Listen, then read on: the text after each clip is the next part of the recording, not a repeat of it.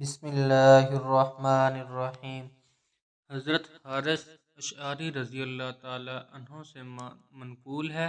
کہ نبی اکرم خاتم النبیین صلی اللہ علیہ وآلہ وسلم نے ارشاد فرمایا کہ اللہ تعالیٰ نے حضرت یحییٰ بن حضرت زکریا علیہ السلام کو 5 باتوں کا خصوصیت کے ساتھ حکم فرمایا کہ خود کو بھی ان پر عامل ہوں اور بنی اسرائیل کو بھی ان کی تلقین فرمائیں، مگر حضرت یحییٰ علیہ السلام کو ان امور خمسہ کی تلقین میں کچھ تاخیر ہو گئی۔ تب حضرت عیسیٰ علیہ السلام نے فرمایا، میرے بھائی، اگر تم مناسب سمجھو تو میں بنی اسرائیل کو ان کلمات کی تلقین کروں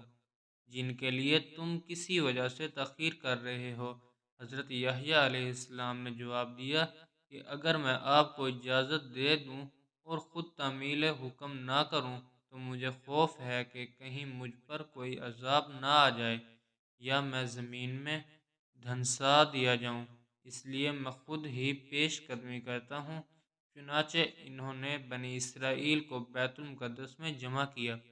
جب مسجد بھر گئی تو واعظ کیا اور ارشاد فرمایا کہ اللہ تعالیٰ نے مجھ کو 5 باتوں کا حکم فرمایا ہے کہ میں خود بھی ان پر عمل کروں اور تم کو بھی عمل کی تلقین کروں۔ ایک اللہ تعالیٰ کے سوا کسی کی پرستش نہ کرو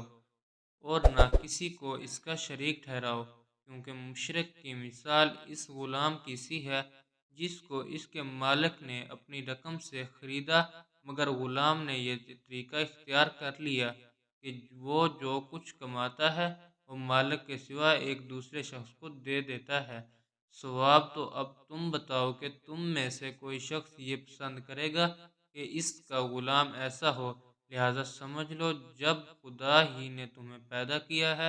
اور وہی تم کو رزق دیتا ہے، تم بھی اس کی پرستش کرو اور اس کا کسی کو شریک نہ بناؤ۔ دوسرا، خشوع و خضوع کے ساتھ نماز ادا کرو، کیونکہ جب تک تم نماز میں متوجہ رہو گے خدا تعالیٰ برابر تمہاری جانب رضا و رغبت کے ساتھ متوجہ رہیں گے۔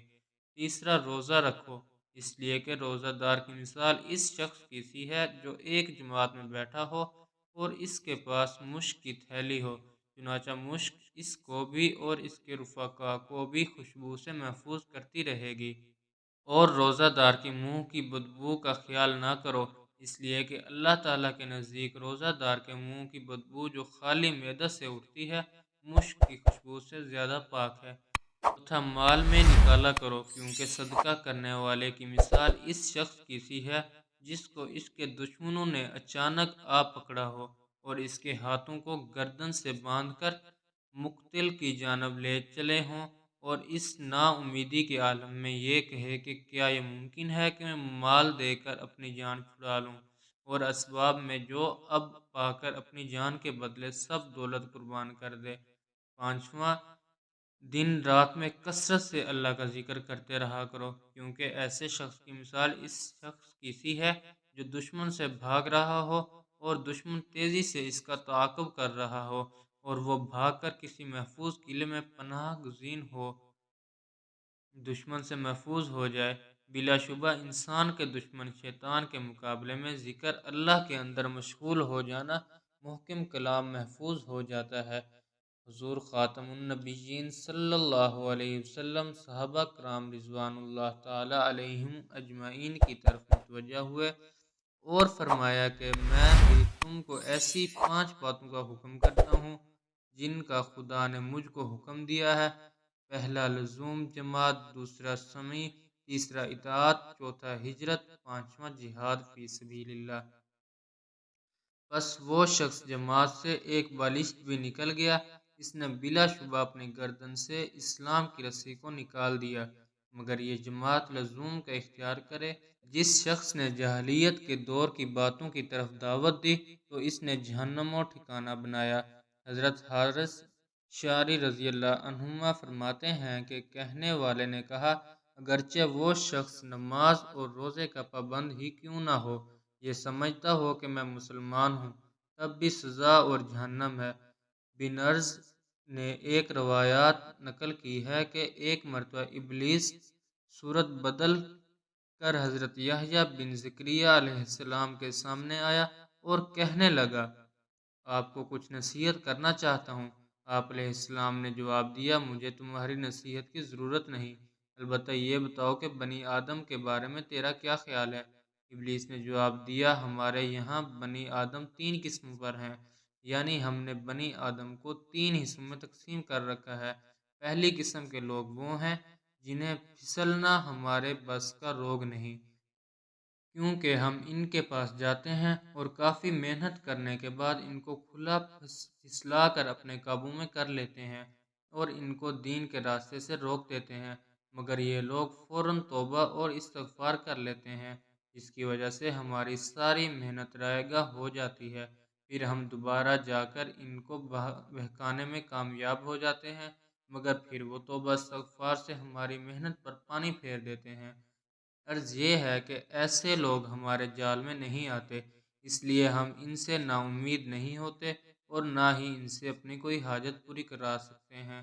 تاہم اس قسم کے بہت مشقت میں پڑ جاتے ہیں۔ اور بنی آدم کی دوسری قسم کے لوگ وہ ہیں جو آسانی سے ہمارے قابو میں آج اور ہمارے ہاتھوں میں اس طرح رہتے ہیں جیسے تمہارے بچوں کے ہاتھوں میں گیند، ہم ان سے جیسے چاہیں کام لے لیتے ہیں اور یوں ہماری محنت کارگر ثابت ہو جاتی ہے۔ اور تیسری قسم میں آپ جیسے معصوم لوگ ہیں، ہمارا کوئی قابو نہیں چلتا۔ علماء سیر نے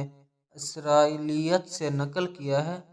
کہ حضرت یحییٰ علیہ السلام کی زندگی کا بڑا حصہ صحرا میں بسر ہوا، وہ جنگلوں میں خلوت نشین رہتے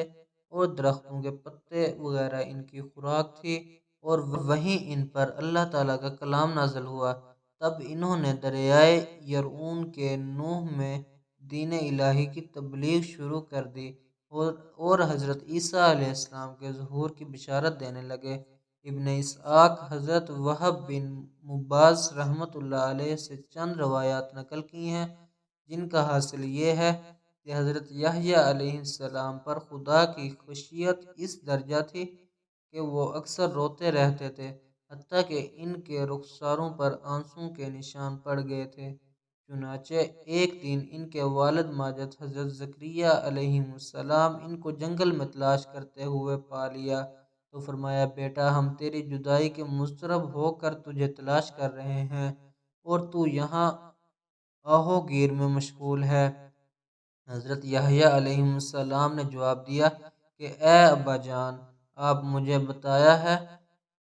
کہ جنت اور جہنم کے درمیان ایسا لک وہ میدان ہے جو خدا کی خشیت میں آنسو بہائے بغیر طے نہیں ہوتا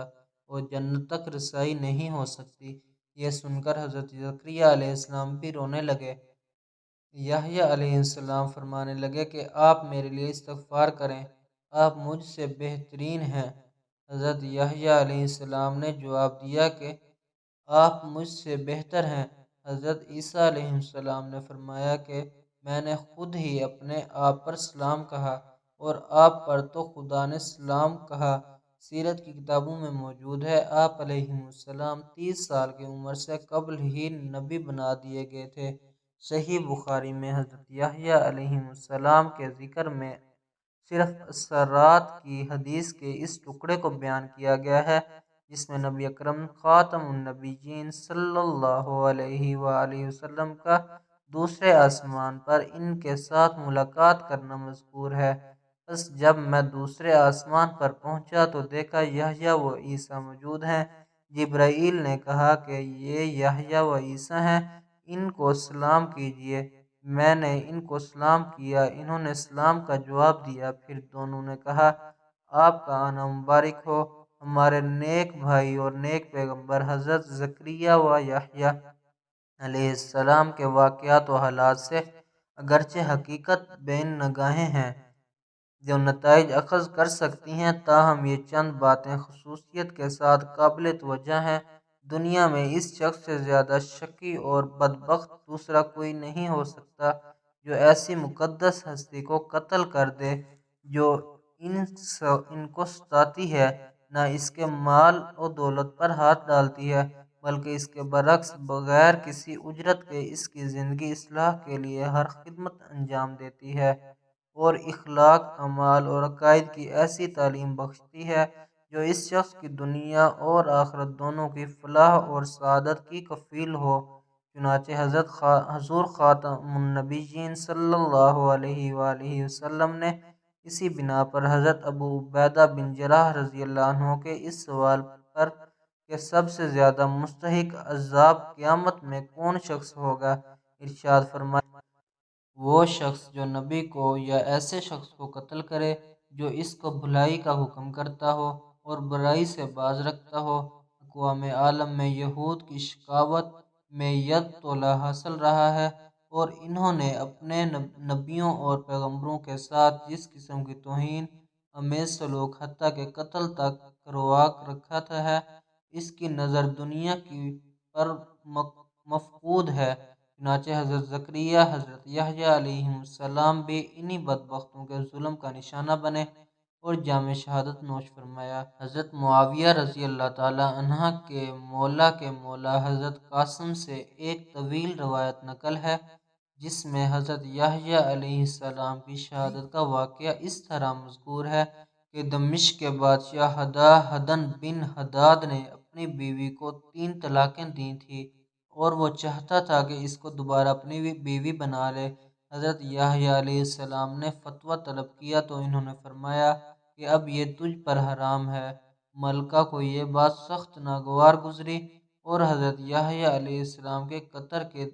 قتل کے در پہ ہو گئی اور بادشاہ کو مجبور کر کے قتل کی اجازت حاصل کر لی۔ جب آپ مسجد جبرون میں نماز میں مشغول تھے تو آپ علیہ السلام کو قتل کروا دیا اور چینی کے طشت میں آپ کا سر مبارک رکھ کر منگوایا، مگر سر مبارک اس حالت میں بھی یہی کہتا رہا کہ تو بادشاہ کے لیے حلال نہیں، کسی اور سے شادی نہ کر لے، اور اسی حالت میں خدا کا عذاب آیا اور اس عورت کو فوراً زمین میں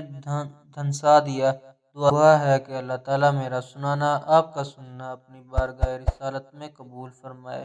آمین ثم آمین۔ کومنٹ میں اللہ کا نام ضرور